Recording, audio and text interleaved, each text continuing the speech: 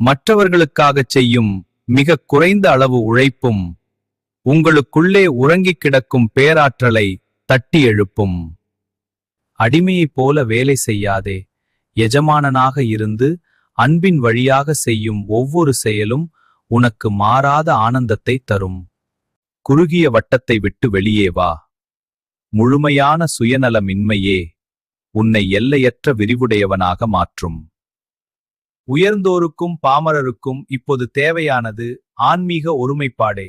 நீயும் நானும் ஒன்றே என்கிற தத்துவமே எல்லா நீதிக்கும் அடிப்படை.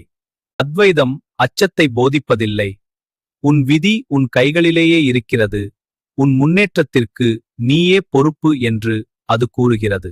சுயநலத்தால் சுகம் கிடைக்கும் என்று நினைக்காதே. தன்னலத்தை முற்றிலுமாக ஒழிப்பதில்தான் உண்மையான மகிழ்ச்சி ஒளிந்து கிடக்கிறது.